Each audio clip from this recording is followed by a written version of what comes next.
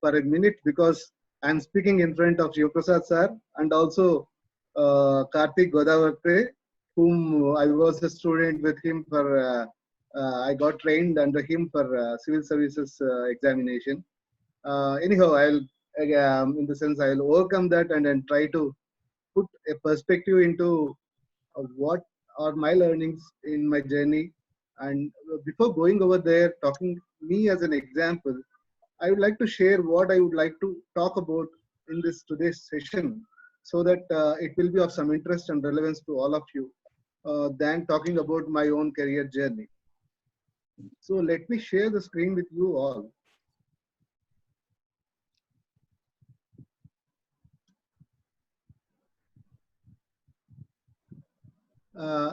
Cynthia, could you please enable the sharing of the screen?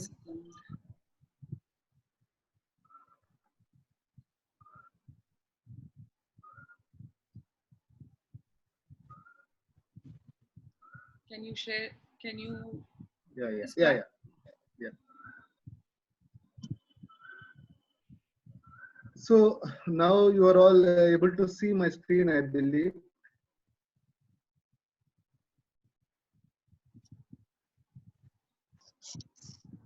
Is it visible, the screen? Yes. Hello. Yeah.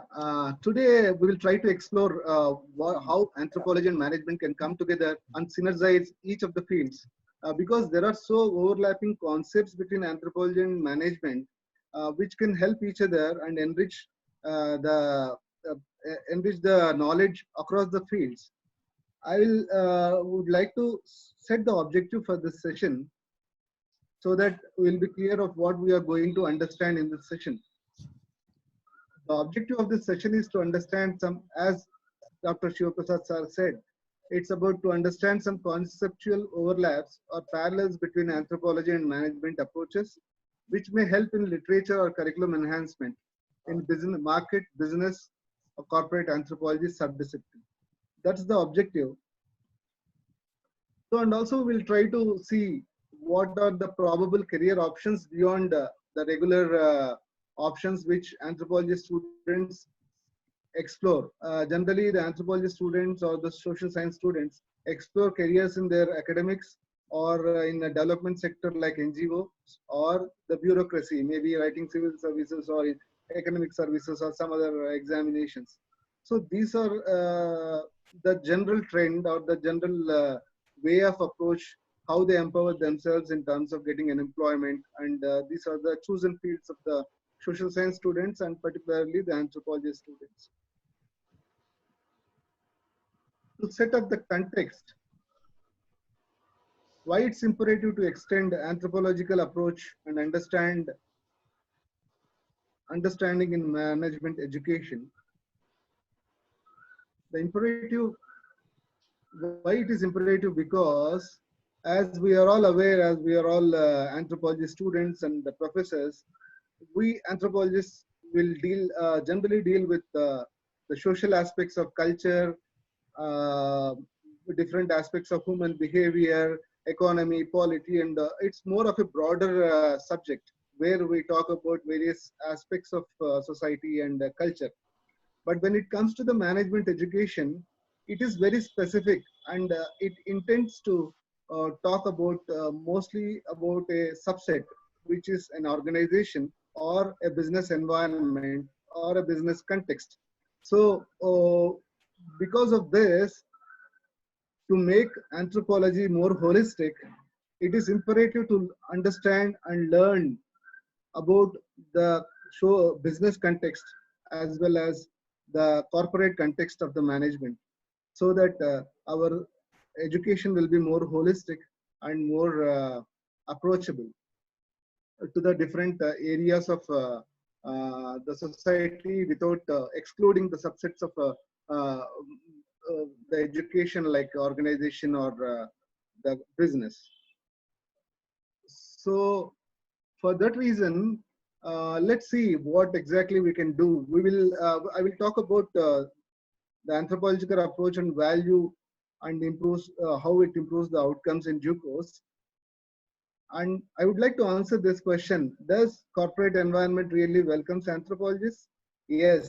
There is a trend since 2000s when the technology has come into picture and very active. The anthropologists of late have become a very good source of enhancement, knowledge enhancement in the business and corporate context. So the corporate context of the business environment is definitely welcoming anthropologists because their approach of qualitative understanding and qualitative analysis gives a lot of insights to the improvement of the management and the corporate aspects. Let's move forward and see this Venn chart. Let's understand this Venn chart. See, what I have done is like these are the two disciplines, anthropology and management. To understand at basic level, the vision of anthropology is more of social and human centricity. And the target group, the target audience whom we understand this is the social segments or the marginalized communities. That is the basic target group of an anthropologist or the social science students. Because we mostly focus on how to make an inclusive society by bringing these marginalized sections of group, whether it's an urban poor or a rural poor, or the tribals or some other sections of the society which are not in the mainstream. So with that objective, the anthropology education drives uh, the research or other methodologies to achieve this inclusive society. But when it comes to the outcomes, the anthropology basically focus on empowerment or development, which is a common thing which all social sciences try to incorporate. And in the process, what happens is the outcome is the improved reach. Whatever the policies, whatever the change that the larger society intends to bring, we try to improve the reach to the last human being of a society across the different cultural systems. So that's what the anthropology does broadly. But when it comes to the management, the vision is more of a profit centricity. Any business unit or the business organization or a corporate entity, their objective is to talk about top line and bottom line. Top line is of revenues and the bottom line is of profitability. So that's where the focus is, and whatever the initiatives and whatever the actions that they do directs towards this profit centricity. So they are very specific about the goal. Like whereas anthropology, I think it's more broader and it has more scope than the management subset. When it comes to the target group, here it's mostly of market segments based on power purchasing parity. So we segment the market according to the economic capacities of the different groups and try to position the products or the services and try to improve the reach of these products and services for a profitability and growth of that sustainability of that organizations. That's what is the target group. When it comes to the outcomes, it's more of a profitability or growth or improved reach. That's the same, that's the proven objective of a business environment. Then third thing which comes into the picture as an enabler is technology. As we are all aware that we are in knowledge economies, as a social science students or an anthropologist, we talk about knowledge societies and other aspects. Now the technology with about 3 decades of intervention between various social and business contexts, technology is enabling both management and uh, other social spheres. So the technology plays a key role in terms of enabling environments and the business context. The target group for the technology entities are mostly the business and social entities. And the outcomes are efficiency, improving the efficiency, interoperability, accessibility, availability. And the outcome, the commonality between these three segments is the improved reach. That each of the segment tries to reach to the last audience or the last person of the world or the globe where they can reach their products or services or improve the social or economic conditions by empowering their livelihoods. So there is a common objective of improved reach to the wider audience of the globe across the society's culture. So this is the basic context where the anthropology, management, and technology comes into picture and overlaps at one stage or the other stage. Let's observe this. Now, in corporate context, if you see, uh, let's understand technology origin, how the technology origin and what are the functionalities of the technology origins. Technology drives the change, the enabling aspect of its objective through five functions. The five functions are the agility and collaboration.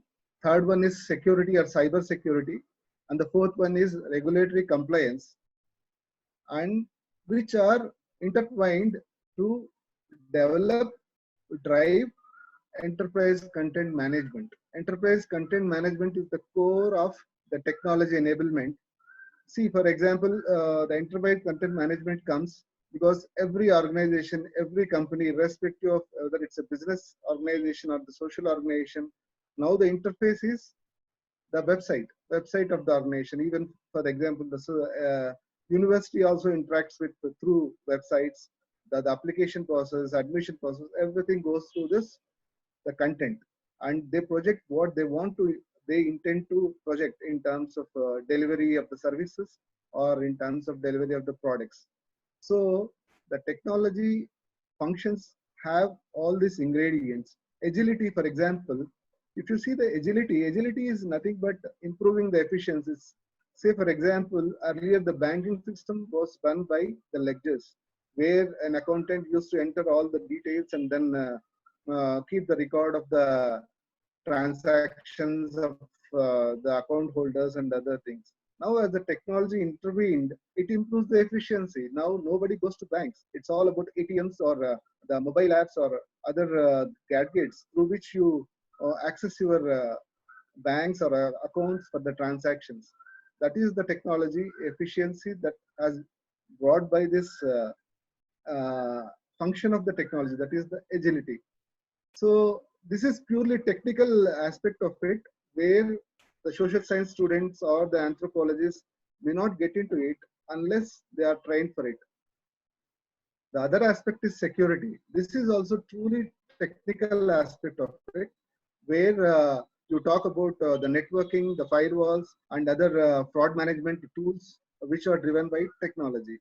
So these two areas are completely driven by technology, where you need a proper training, maybe in software or maybe in networking, and some engineering background of logic and other things. So in these two spaces, the anthropologist or social science student may not be able to fit in directly with the knowledge that they acquire through the education of anthropology or some other social science.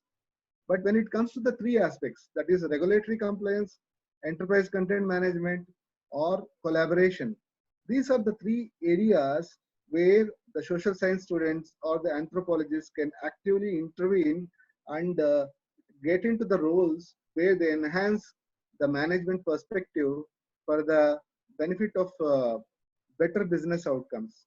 Like in collaboration, if you see, a lot of social platforms are very active, and almost we are living in a virtual world where we collaborate, we improve the customer reach, we improve the customer attitude, we try to gauge the customer attitude, customer approach, and likewise, these are the tools through which the anthropologists or the social science students can improve the understanding of the customers, which are the target audience of the management of the business groups. And we have roles like analysts or the social analysts or the business analysts or consumer-centric relation management roles, which are very prevalent in marketing space of business context, business environment.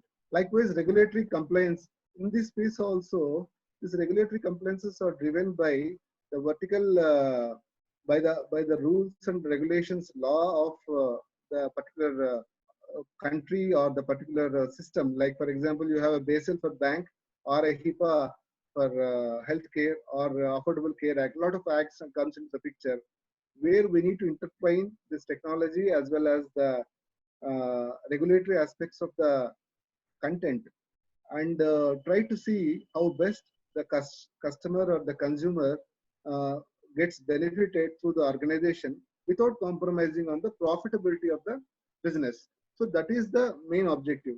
But here the social science students will definitely play a better role by understanding the customer or the consumer holistically and help the businesses to have a better customer experience management or the customer experience and retain the customer loyalty.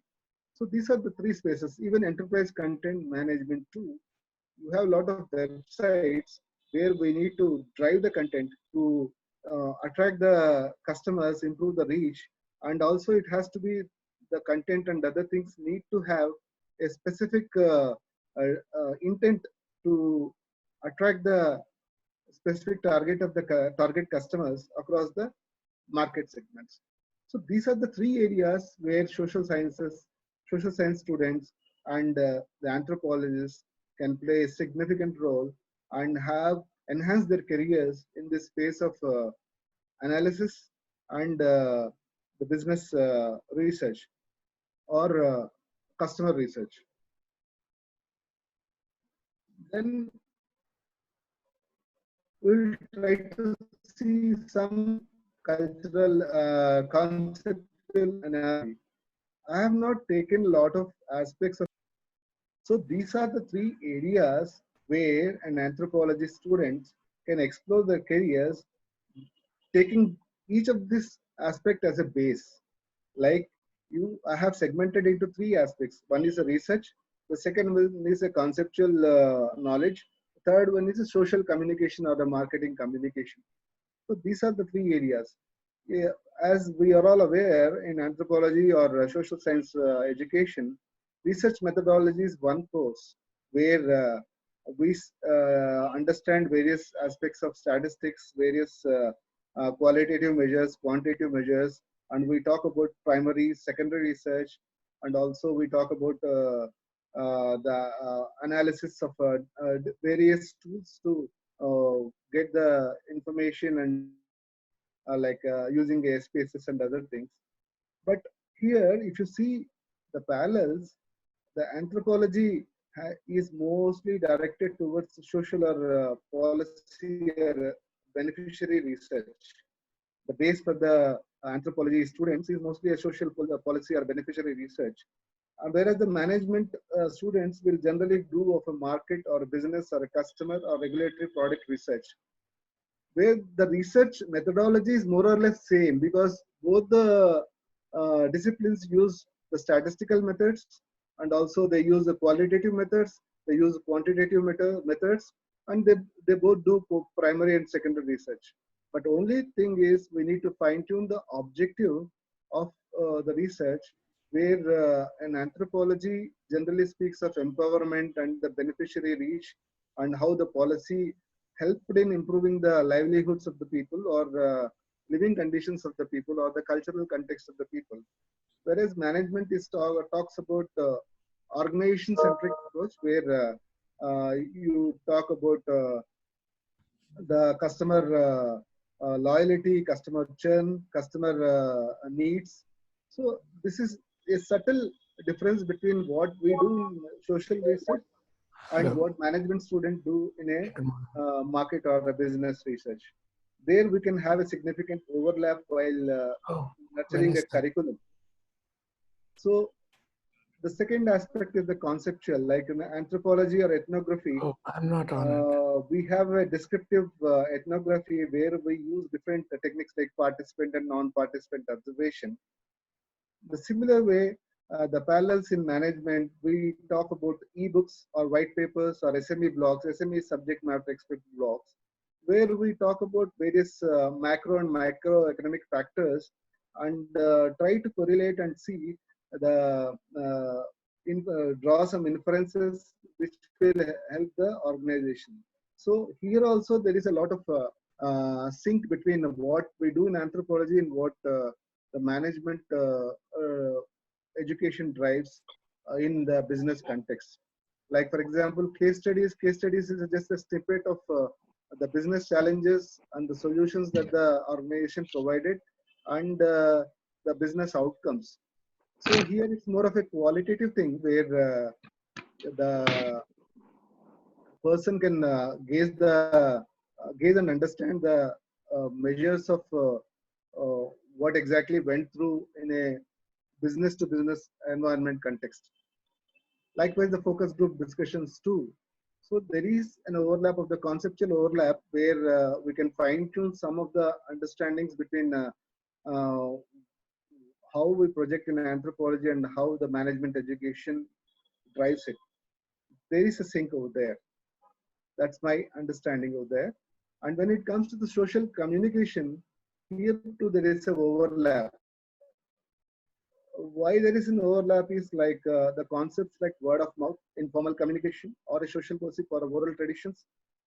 These are some of the concepts which we study extensively in communication, how the transition happens from one social group to the other social group or cultural other cultural group. When it comes to the management with technology being an enabler, we have a lot of perceptual building through various aspects of tweeting, social media posts, trolling, opinion building, blogs, and comments.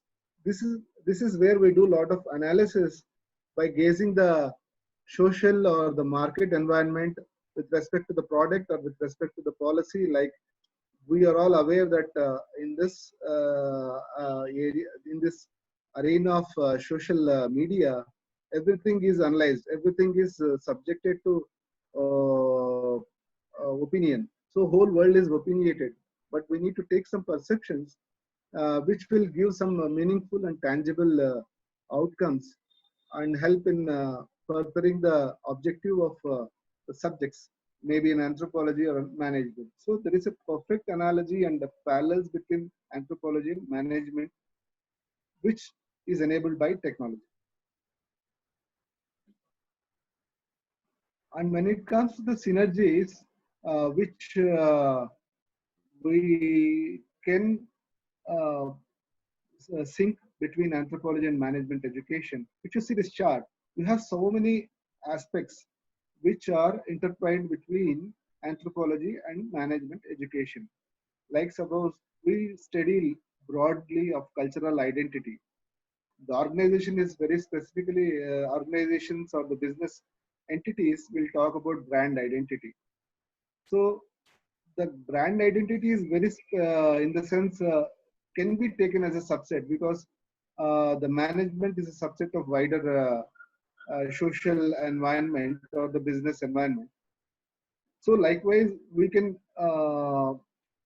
overlap. There is a conceptual overlap between, like for example, emic and etic approach, which we see in anthropology as understanding the uh, person in his perspective, and etic is more of rationalization of what the person with respect to that context, like cultural centricity or customer experience management. In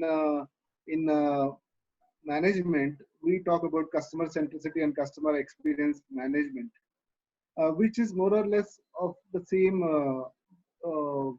type of understanding, but with a different objective.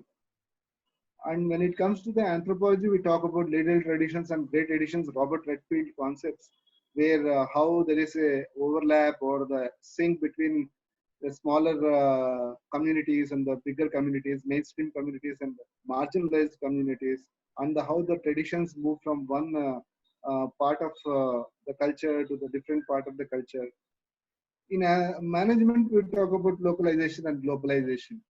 So here also it's about how the product can be globalized, the usage of the product, like the how the change in food habits can be brought to the by introducing the new products like the pizza, burgers, and a lot of Western food which comes into the Eastern Oriental society. At the same time, Oriental societies food moving towards the Western societies. So there is a a lot of exchange happening between different societies, different market contexts. Maybe the objective may be different in terms of the profitability or in terms of the cultural goals. Likewise, the primordial sentiments and the brand loyalty. Here also, we study extensively in anthropology about the primordial sentiments, how the primordial sentiments affect the behavior of the cultural subjects. Here we talk about the brand loyalty, where certain brands have a strong base, like suppose Royal Enfield Bullet. You have a Bullet clubs, you have loyal customers of the Royal Enfield. Likewise, the different brands. So here also, if you draw a certain analogy or the certain parallels, you see there is a significant overlap. So likewise, we can improve certain aspects of it and blend certain concepts which are in sync between anthropology and management, and improve the curriculum in terms of giving a focus and emphasis to the business context rather than just focusing on the marginalized or the social empowerment aspect of the education, anthropological education. Likewise, symbolism and brand positioning. Symbolism, we talk extensively in our anthropology, where we talk about how the symbols, cultural symbols, social symbols, or some other aspects, how it influences the culture and the society. Likewise, the brand positioning also the same thing. The how the brand icons, brand building, all those things comes, which has a similar insights drawn from the anthropology and social sciences into the business context.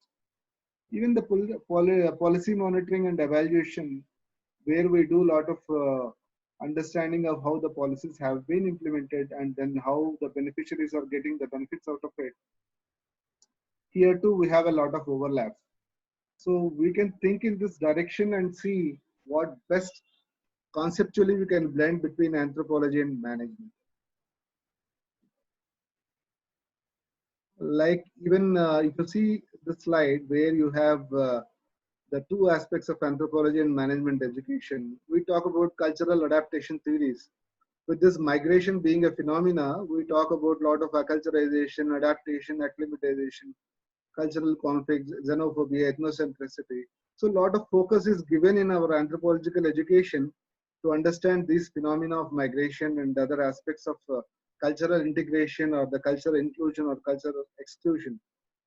Even if if you understand the five forces Porter model, there also it talks about the entry strategies where we talk about different stakeholders like the entrants. Entrants are nothing but the organizations which come from the different cultural or the business context, like the Chinese companies coming to India or the American companies coming to India and Indian companies going abroad. So there is a lot of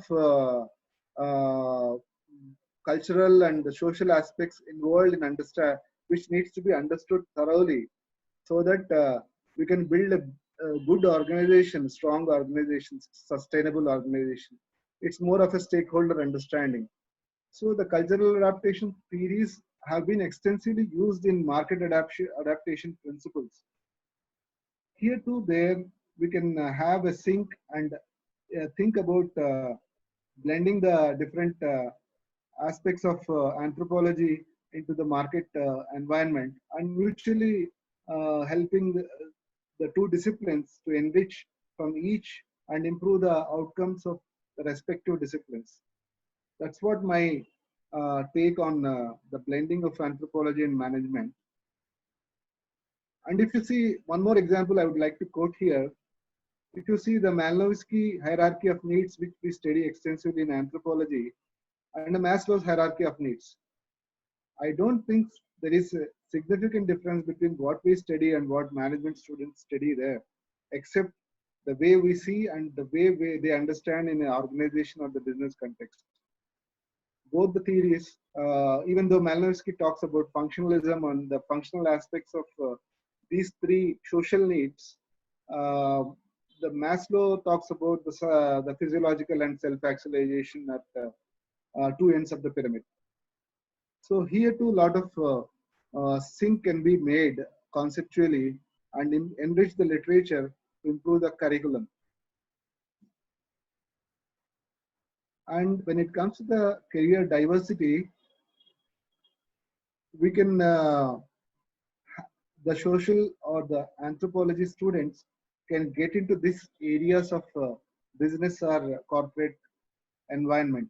Like we are a good fit in marketing and sales management, and we are good fit in strategy and consulting, where you have a lot of FDI, foreign direct investment consulting happens in terms of setting up the units over here. And we can be good mentors to give a human touch in the business environment. And market research, definitely we have a good scope there. But only thing about the anthropologists over here is, as we emphasize more on qualitative research, uh, I think we need to tune up a bit in terms of quantitative research, because a lot of market research is driven by quantitative aspects of statistical methodology.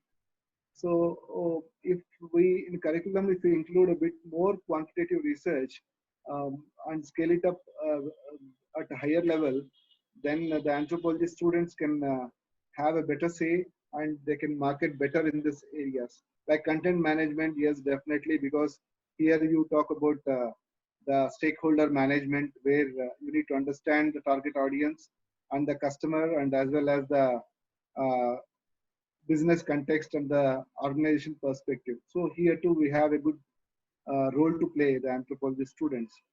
And as I said, entry strategies and also social research is there for anyone, because of the lot of business entities like AC Nielsen, IMRB, and B2C companies, they encourage social science students to be part of this research roles, and they the social science and anthropology students can be a good fit. Now earlier it was the economic students who used to get a lot of in the sense a lot of traction in this areas, but of late the anthropology students too getting a good traction in this space. And business incubation and startup ecosystem, they too an anthropologist can play a significant role in making the improving the business outcomes of the startups and startup ecosystem, especially the small and medium enterprise management, to understand the customer perspective. So these are certain areas where I think the anthropology students can explore the careers beyond the traditional paths of academic research, or the competitive exams, or getting into the development of development agencies like NGOs or some other agencies. And to this is the last thing that I would like to talk about. This is how, based on whatever I have spoken in earlier slides, this is how I modified and ventured out into the career space uh, beyond the traditional path. So I started with a traditional approach, like moving from the medical statistical research to the policy research with the government bodies like ICMR and IAMR, and then got an opportunity to get into Indian Institute of Management, Ahmedabad, where there is a Center for Innovation Incubation, Entrepreneurship for Business Incubation. I was part of the team where I try to understand the perspective of the target audience of the startups, like how to segment the market, market segmentation, and market share expansion, market penetration. All these things we have strategized over there, and that helped me to get into the business context, where I worked into the brand for performance studies, market research, and also I have done some of bit of FDA consulting with some companies, where I helped in setting up some of the units in the industrial parks in Tamil Nadu and Haryana. Moving from there, I got into the technology environment, where I worked with Hewlett Packard, IBM, Tech Mahindra, now at Conduent, driving various marketing management industry initiatives specific to healthcare and life sciences. And also, I have worked on different verticals to understand various aspects of business. So that's about my take on how we can blend, sync, or hybridize the literature and the content between anthropology and management. And to run a narrative, I would like to show a small video the where we can understand how the anthropologists are doing in the corporate context. Just a moment, I'll just share the video.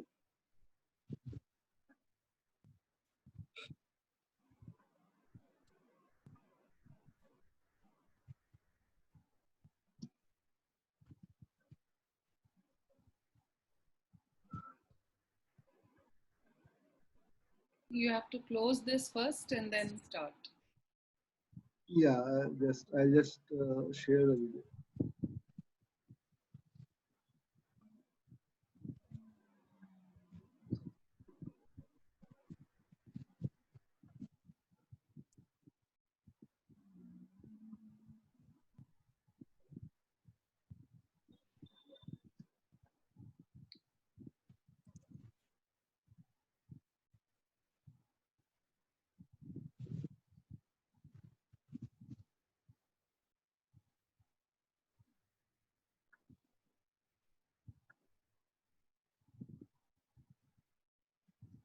Is there a voiceover for this video?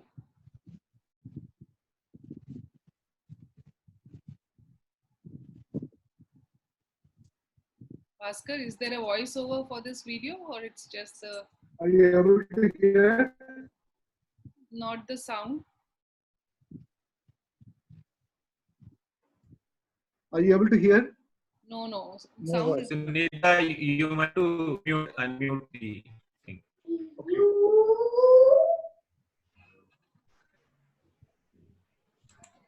who's that?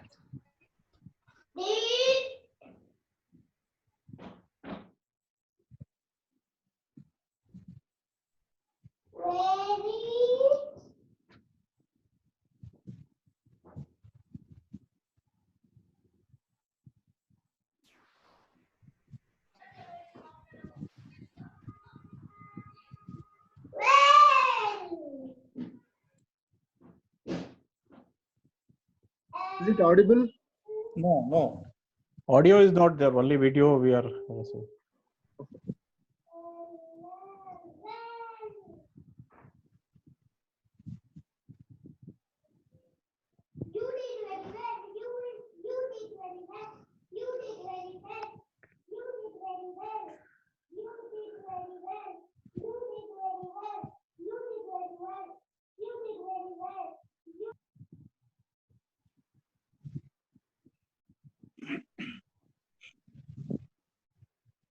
I couldn't find here how to give access to audio.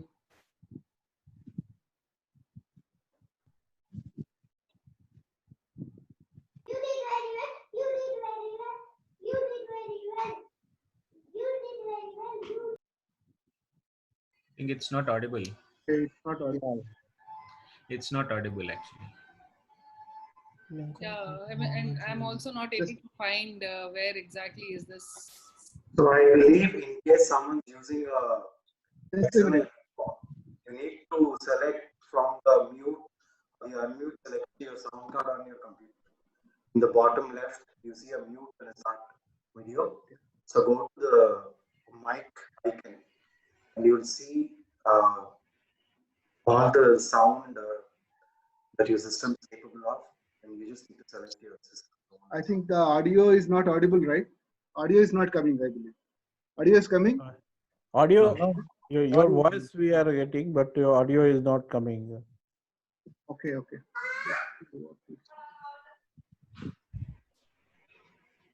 Okay, fine. That is about how the ethnographer in a corporate context is doing things in terms of in the sense visualizing or understanding the social aspects like the collaboration aspect which I have talked about. So that's about that video where the ethnographer, cultural ethnographer who is part of the corporate environment, keeping track of various aspects of the customer or the consumer behavior and giving the insights to the business environment for better business outcomes. So that's about it. And then I'm open for questions.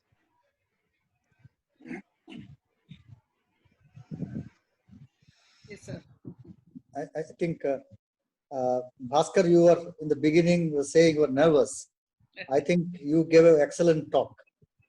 Let me tell you that. Thank you, sir. And you tried to bring in because I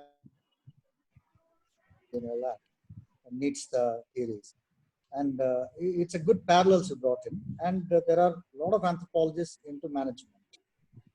In fact, I don't. They when two companies merge in the United States, they engage anthropologists because it is not a merger of companies; it's a merger of two different Cultures.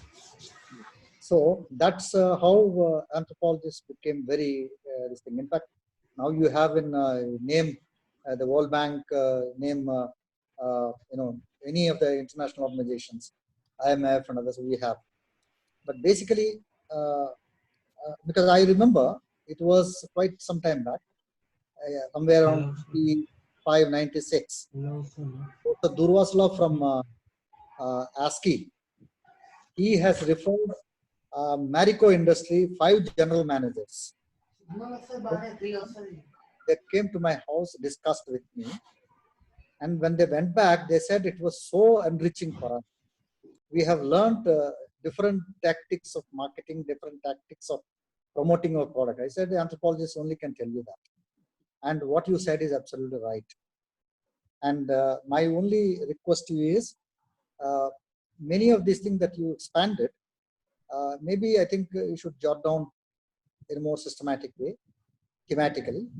That will make a good this thing. And the kind of things that you are talking about this employability in all those areas, I think that also requires a little bit of these things.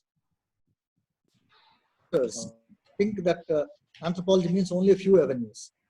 I always used to tell that anthropology belongs to all disciplines. In fact, my first student, Muhammad, worked in entrepreneurship.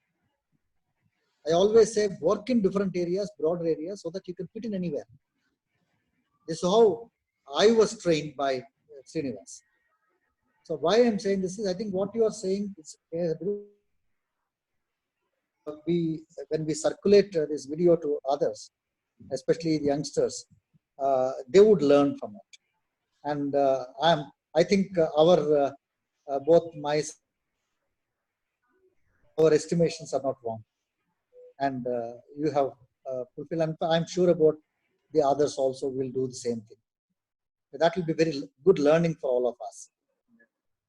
Thank you. Thank you, sir. And I would like to say is like, what I would like to say is like, I have taken certain traits rather than taking the concepts and theories and then implementing it. Because the concepts and the theory, you need a lot of learning, and also you need to do a lot of book work, which I'm not in position to do that. So I have taken certain traits and then try to map it so that it may fix into the context. No, that's good enough. That's good enough. You don't need to go into a lot of theories as such. What you have learned, how you have applied, how there is a synergy between the two, and how anthropology can learn from management. These things, how management can learn from anthropology. It's both ways. So you don't need a much larger theoretical kind of thing, because you are not working on theory. Right? Yes. Thank you, Bhaskar. Thank you, sir. It was very interesting and very important what you brought in the concepts of anthropology into business world, and very well laid out what all area where anthropologists can get into. So there are a few questions before I ask, I'll let others ask the question. Sriram, you have a question? Yes, you can unmute and then ask a question. Then So I have two questions. One probably Dr. Shivaprasad can answer, and another one I'll leave it to the panel or whoever to answer. So one of my question is about the ethics. I mean, at least my experience with anthropology is less than 5 years. And what actually brought me to anthropology was the cutthroat nature of business. You're not audible properly, Sriram. Come closer to the mic, yeah. So my interest with anthropology has only been about 5 years, but one area where I see anthropology and business not mixing is ethics. I came from business to anthropology. I mean, it is from that cutthroat world that I came to anthropology. And ideally, I wanted to take anthropology there, but I don't think business is in any shape or form to be able to accept anthropology, because my own thesis, when I looked, my thesis title was Burnout in IT Professionals in Hyderabad. And when I actually looked at NASSCOM's website and ICIA's website and a lot of companies' website, it is all verbiage that they use to make things look really good. But if you actually dig down, you don't even have to put a lot of effort. I mean, you just look at it critically. And there's really nothing that they want for the employee or an individual. It is profit at the end of the day. So as much as I would love to take anthropology, I feel that it is like oil and water not mixing. Maybe we need to get some kind of a detergent that binds them together.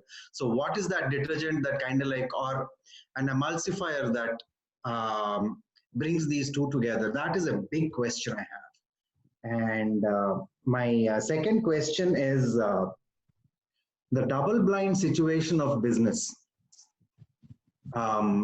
So there is this double negation that if someone does not know, you can tell them.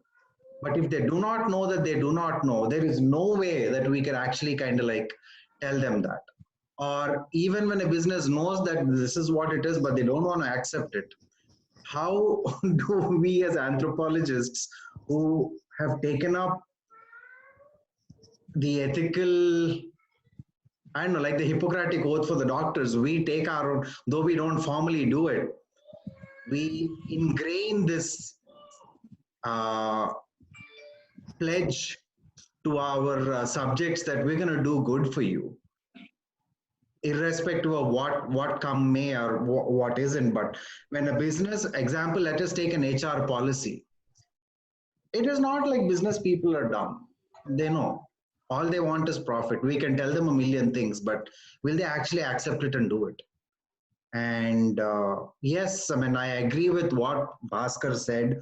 They're beautiful concepts, but one thing also I feel where we're missing is for people that we know that we can take this to the business, but how do we ever have the business community as a whole to look at us for answers? I mean, one example I can probably think of is, could we do a parallel analysis of whatever situation business is doing and show them how much more richer our data is from the limited HR or the business perspective that, or economic perspective that the business does? I don't know, should we do exercises like this as a community of anthropologists? Should we do parallel studies and 1, 2, or 3, maybe do a study along with an NASSCOM or something, or a CII, and tell that this is what we bring? I don't know. So these are the two questions. I'm sorry, I mean, my questions were really long. Yeah. Thank you, Sriram. In fact, a similar question from Gunjan Arora, she's postdoc student in JNU, about anthropology talks of ethics and business talks of profit. Do you think they can get together in this? Exactly what Sriram asked. I think these are very important questions, Bhaskar, for responding, even if you have answers now. Otherwise, also, these are the things which we can put into the chapter, because these are very important questions. How do we come together? And similar was my question about corporate ethics. When I work on private and corporate hospitals, their bottom line is profits. And as anthropologists, can we infuse in them the empathy or the ethics or sensitivity towards the patient? So how do we come or bridge that gap? So that's very important. And I feel, especially when you look at COVID-19 now, everything has come to standstill. So can we think of, I mean, now the only essential things, food, water, and food security, water and health are important. So when pandemics like this and things come to standstill, and we realize that anthropology can contribute and people have to listen. I'm not sure whether people are going to listen, but then this is the thing. I mean, you can answer, and probably Professor Shiv Prasad can also reflect on this. Bhaskar. Yeah, that's a very difficult question to answer, but I will try to answer it the way I understood. Because the profit centricity is the core of business. We cannot just go away from the profit centricity and talk about only ethics of giving the humane touch to the employees over there. So that's not possible. But only thing is we can blend certain ethics to the profit centricity, like big corporations or some ethical corporations are doing, like imbibing certain, like for example, now the work from home aspect of it, bringing a work-life balance. Even though it's a profit centricity, they are giving some comforts or some leverage because of the technology and other things, and trying to bring some balance between these two aspects of life and business. The ethics part of it, yes, there is some transgression. Like for example, organizational hegemony is the concept where everyone, the organization suppresses the individual, like Frederick Barth concept or the organizational hegemony concept. It specifically says that the organization stamps the individual at one stage or the other. That is there, that we cannot avoid it, because if organization has to sustain, they have to have a profits.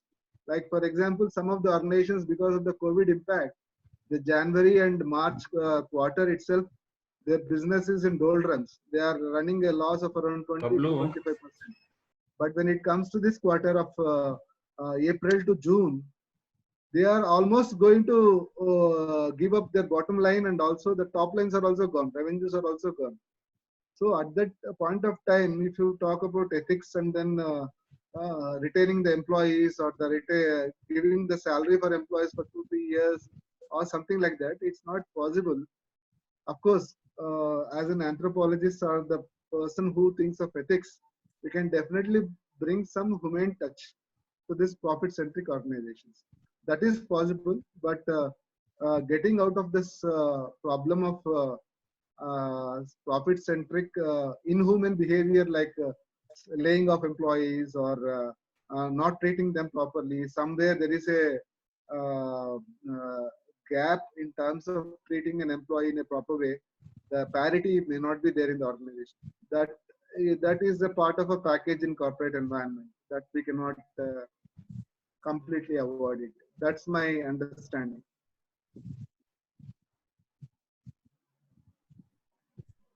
Sir, your insights. No, I think Karthik would like to say something. Karthik would like to say, Karthik. and even Surajit Sen is waiting. So, Karthik, please. Yeah, thanks so much for organizing this, and Bhaskar, beautiful, and I'm floored and honored when you put me along with my own guru, which you shouldn't have done. I am what I am because of him today. But yes, I would like to add one more thing, that especially in the context of countries like India, anthropologists can increasingly discover a niche, especially a foothold in the corporates, especially after the CSR initiatives have become mandatory. And maybe it will blend a couple of questions about ethics and the human side of the enterprise in this context. But there was a time when corporates were branding with their products. But today, their social responsibility and, their activities outside the domain of profit making is equally important, and I'm sure you people know about it. So branding with heart is as important as branding with products and branding with services. The product could also be a service offering. And that's where anthropologists can help the corporates realize the role that we can play in trying to open the vistas which these corporates never knew existed. And many companies I know, including some public sector undertakings, are sitting on huge chunks of CSR money, but they do not know what to do with it. So what are they doing in the process? They're just giving it away to the Prime Minister's relief fund and leaving it to the discretion of the political bosses once again. So that is number one. And number two, sir, Shiva Prasad, sir, we always, anthropologists have always carried an image of being a socialist, more than capitalists. Yes. And probably one of the reasons many capitalists will not, touch us even with a barge pole is because of our own brand identity. And I think this calls for a need to brand anthropology itself. And I like the advice. I mean, Sriram was talking about he approaching NASSCOM, but at a national level where Dr. Sunita probably can help, we should organize seminars for the corporates, maybe use fora like CII, FAPSI, and enlighten them about what we have to offer. Because unfortunately, most of the students of anthropology are not aware of what they can do with this knowledge that they have gathered. So anthropology is, as I keep saying, more a way of life, and it's left to us how we try to make a niche for ourselves. So I just wanted to add that. And Bhaskar, thanks so much for that enlightening lecture. And thanks, Dr. Sumita, for this opportunity. Thanks, sir. Shiva Prasad, sir. Always a pleasure to see you. Yeah. And Sriram, hi. Thank you, for sir. those good words. In fact, very encouraging. And in fact, you said the right point. We've been thinking of, again, starting with a small business anthropology online course. If you look at, I met an anthropologist from China. He wrote voluminous books on business anthropology, Robert Tian, Professor Robert Tian. And when he came to Delhi and I introduced him our foundation, he said, one very good way to promote anthropology is get into business anthropology and tell the business people about what anthropology can offer. So we are going to, this has been there in my mind for last 2 years, and we are going to soon start. Hopefully we can bridge those gaps and see how we can work. Yeah, and there's another person, Sorajit Sen. Can you unmute and then ask your question? He also, he has a little different view about the whole corporate world, and he says it's not as unethical as we all think about. So would you like to? Thank you. Yeah, sure. Thank you very much, ma'am. It was really nice lecture from Bhaskar sir. Karthik sir have also added some points later, which actually, give my point of view. So there are many other fields which utilizes or accepts the anthropological perspective or the research methodologies. Okay, there are many. For example, there is defense anthropology also. Okay, but defense, anthropology is used in defense. So I don't think there should be any problem if even the anthropological skills or methodologies are used for profitability, for running a business, okay, or for the development of the business. Because corporates are, I think, ultimately cannot be unethical, because otherwise law would take its place, right? So that is one of my point of view about using anthropology in business. Other than that, I also had a question to Bhaskar sir. Sir, can you please tell us that if big data, data science, artificial intelligence, machine learning? Yeah, big data is nothing but data with lot of scalability. It's in volume of data. that is technically handled rather than, of course, the later part of the data, the big data like analysis and other things, again, you will get into the qualitative aspect of it. But big data basically deals with volume of customer data, maybe in lakhs or more than that. And artificial intelligence is all about the chatbots and machine learning tools where there is an interaction with the machine or a pre-programmed software which interacts with the human being.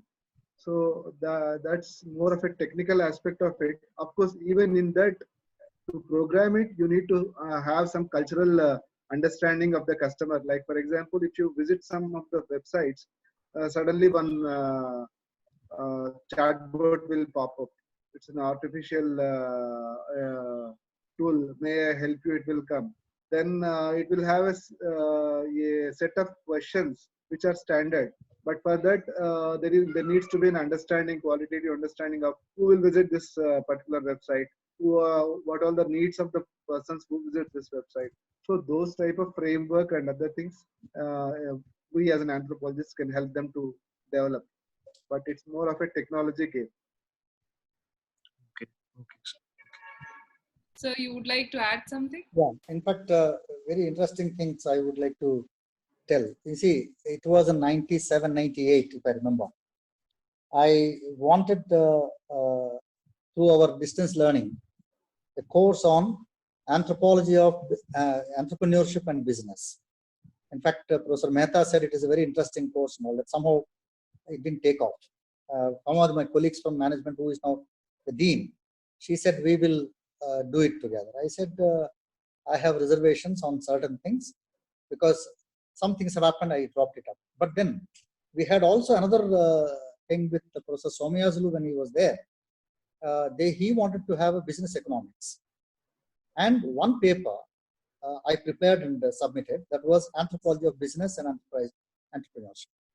And that, of course, now at least Ramesh takes business anthropology. But in fact, what what Bhaskar mentioned about quantitative aspects, I think when in the department, what we have done, I think this is what other departments of anthropology also should do, is have two courses in methodology. One on quantitative, another on qualitative. I taught quantitative because I did learn a lot of statistics and approaches. And this is what is required. And some of the physical anthropologists do it quantitative, but their way of doing it is different from the others.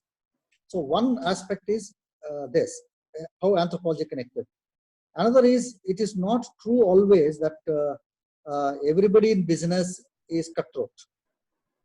There are some who are in cutthroat, because there are big fellows, they have to survive, they can't show themselves as non-humanitarian.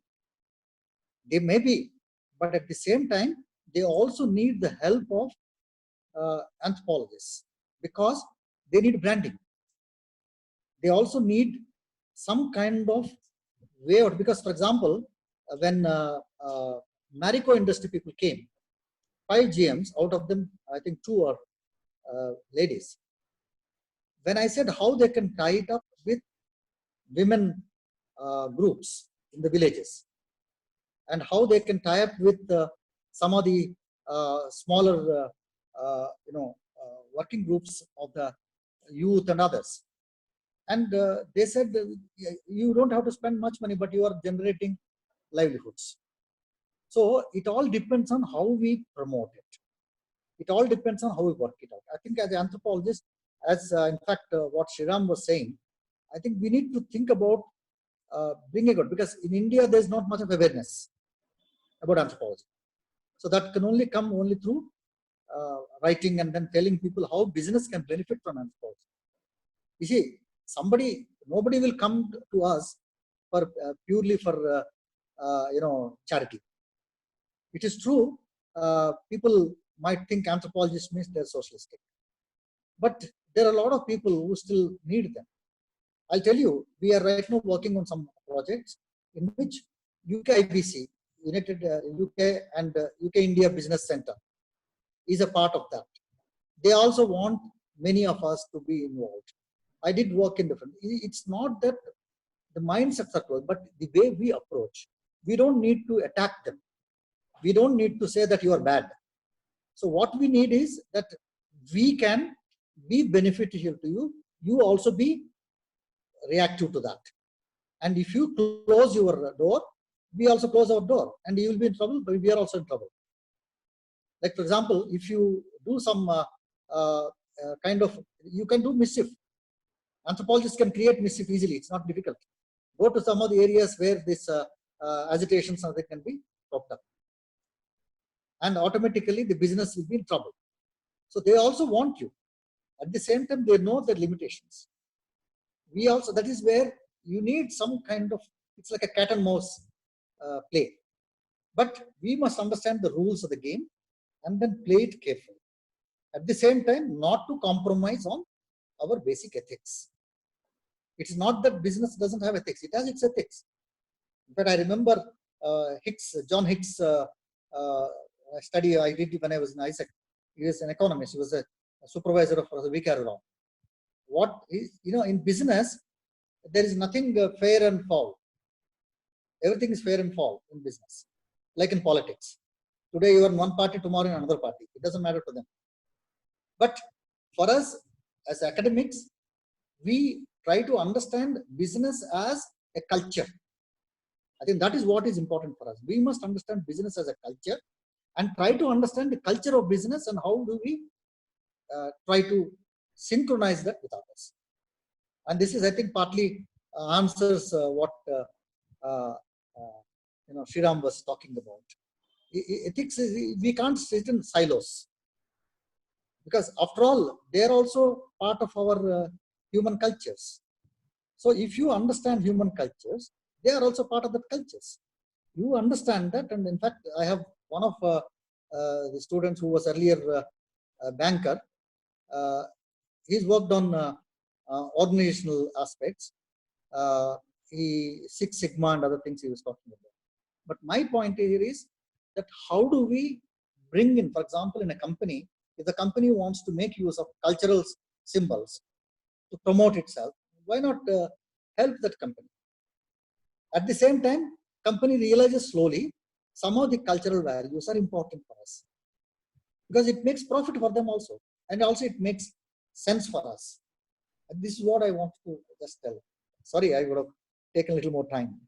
Very well said, sir. I think the best way is to work with them, and if we start with the negative or confronting, definitely they won't like us. In any case, it's basically the business, and as you said, the diversity, especially when you look at Indian context, the diversity, the cultural diversity, which is very important. When I do public health, I realize so many programs don't run properly, because some communities may accept, say, family planning, but the other communities may not accept it all.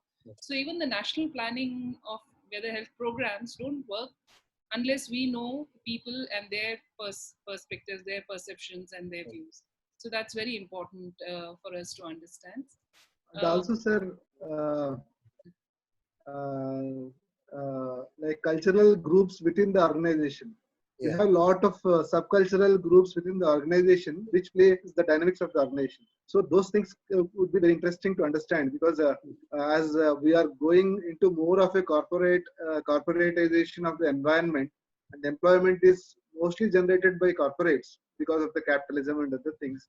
You have a lot of subcultures within the organization. Like, for example, in IBM, what I observed is like you have a lot of groups. You have institutional groups. You have IIMs, one group. You have particular regional group, one group. Language group. Technology group. So a lot of subgroups will be there. And the interplay of these subgroups, the dynamics of this subgroup play is a good study for to understand the business of the organization and also the behavior of the organization. Because what happens is when the interplay is not cordial or congenial, each group fighting against each group, then you will see a lot of organizational conflict within. And this is very evident in small and medium enterprises, where you have the size of the groups are very small, And what happens is at the end of the day, especially the Hyderabad entrepreneurship, if you see, it's more of a family-based entrepreneurship somewhere. Even this corporates also. Yeah. So when you have a family-based entrepreneurship and you have a groups within the organization, and finally they will split, or they may grow significantly, or they may crash because of mismatch of the subcultures developed within the organization. That's what I observed. No, it's true. In fact, when I'm saying business culture, all these are part of that. In fact, there is a book you studied it long back on Marwaris. I think it was in Pune, a study made by I think Timberg or somebody. I forget his name. And how there is a culture, because Marwaris might appoint somebody else, but important positions are held by family members because there is a trust. This is where what Raymond Forth talks about, a kind of a compromise. If you have nepotism, then you compromise on other things. That is, the excellence will not be there. But at the same time, if you give it to these people, they might throw you out and then occupy the center stage. So you have to have, because it's an interest. See, basically, business is of interest groups. When you take the interest groups, there are different interest groups. You must understand the interest group. That's what the culture of business when we talk about. Well, in fact, there are a lot of corporate groups.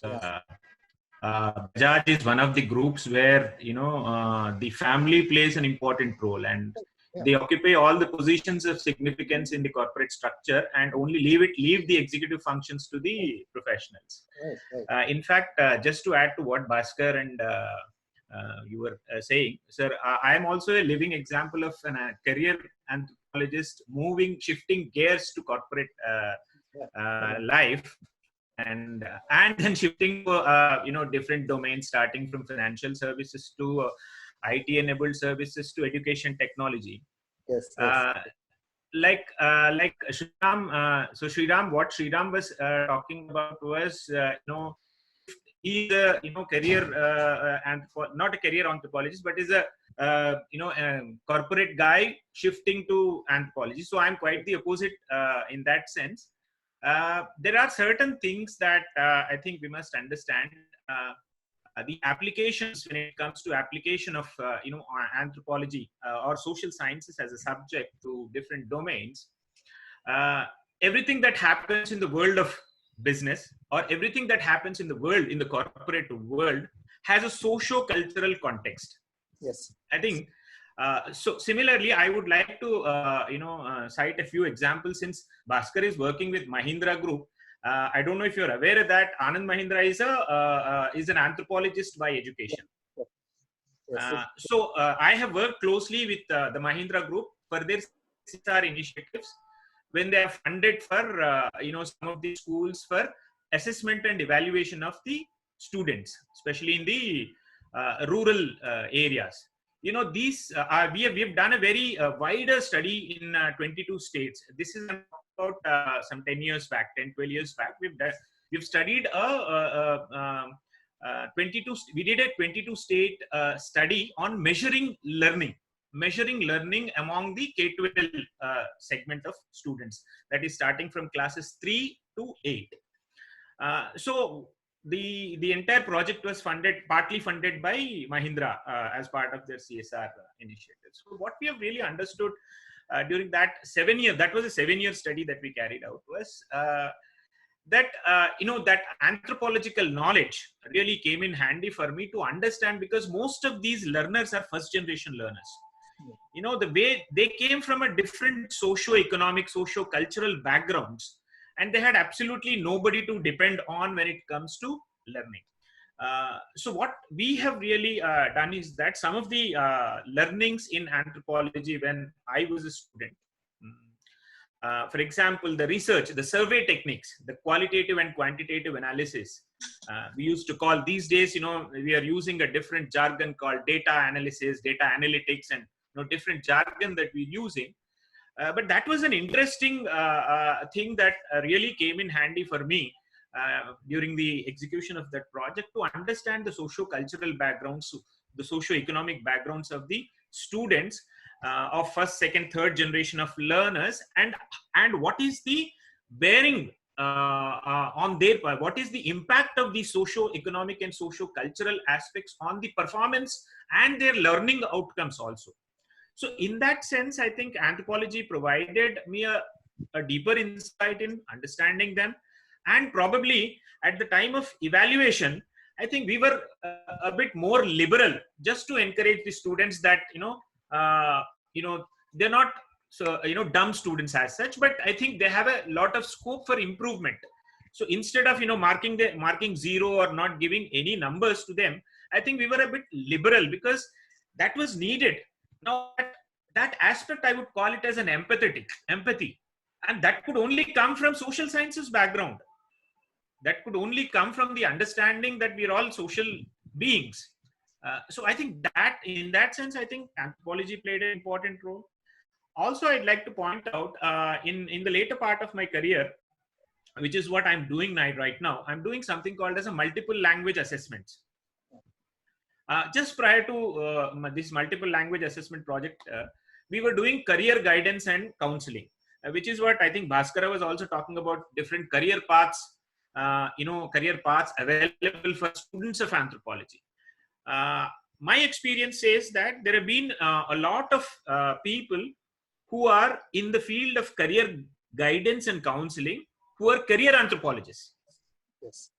I don't know if people are aware of this or not, but I think this is an area that I'm not so sure, but I think this is an area because the reason being they are career anthropologists, they're anthropologists by education, and they've had careers in anthropology and moved to career guidance and counseling, which involves a lot of psychometrics.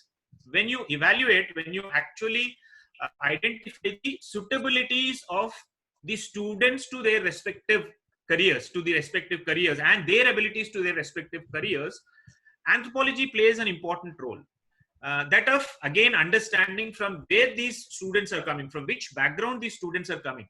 So at the time of counseling these students, when their data becomes evident in the hands of the counselor who's an anthropologist has done far better. What the counselor essentially does is, more than she talking about the student's performance and the career options available, all that she does is listen to what are all the problems that the student has been facing. Mostly when it comes to career selection, the career selection thing happens at the time of passing out of class 10, class 11, 12, mostly for the students. I think that's the time when students are in a dilemma whether to choose a career being suggested by their parents, or choose a career going by the peer group pressure or the external influences, because this particular career is in demand at that point in time or is likely to be in demand in the next 4 or 5 years. So most of the selection happens through that process. Now here is where the career guidance and counselors will come into play, and more so they will be very, very effective if they happen to be anthropologists, because their understanding, that social understanding, helps them to actually counsel the students in a better way, and will map the abilities of the students to the respective careers available. Now, unlike a couple of decades back when the career options were very limited to engineering and medicine, law, and these things, today I think there are innumerable number of careers that are available. I think in that sense, I think the anthropology, an understanding of an anthropology will play an important role in guiding these students to appropriate careers. So that has been my understanding. That's very good. Thank you so much. I think you have played a next presentation. I was, let me tell you frankly, sir, Sunita, the moment I saw that thing, I thought this is my subject and I should have actually probably initiated this, and then I actually tried to log into one of your sessions, sir, but I think because of some technical problem it got disconnected. I was able to see you all, No, but for 10 minutes. So we'll get back to you with the topic for next. There are two people in today's this thing. One is Karthik, another is Krishna. Yes. So Sure. would like to take your dates. Maybe. And there are others. Of course, we can bring in from fields of communication and others, journalism. In fact, Ragaswati is there, and our Nichimetla Prasad, who is now correspondent in Times of India. Something. So we can bring in others. I think these two. I would like to definitely do something, sir, in the domain of assessment and evaluation, because for the past 18 years I've been working in that domain. So I would like to contextualize the applications of anthropology to K-12 education, more specifically assessment and evaluation. I remember that because we had a meeting on this. Yeah, we had interacted. We had an interaction during our last meeting at HCU, sir. I remember. We are now into that kind of a thing in a larger scale now. We will definitely benefit from it. As anthropologists, we should help. Absolutely, sir. I think that's absolutely, sir. Very interesting, because there's so many areas we want to really understand much more as anthropologists. So this will be very important areas. We'll get back to you. And we had a good number of participants. In fact, Sita Kakop from Mysore also joined. She's a faculty there. And there are many other students. So I suppose we'll close the session with a big round of applause for Bhaskar. And Shiv Prasad sir would like to say a few words before we... I think we should also rope in Sriram. Yes, of course. Sriram, you are there in the line. We'll get back to you with the titles. And I would like to suggest each of you to share your journeys, because this is very important for the younger students who are doing anthropology, that there are so many areas where they can really get into. It will be very encouraging. So please, I'll write to you back asking for the titles and some more details to schedule.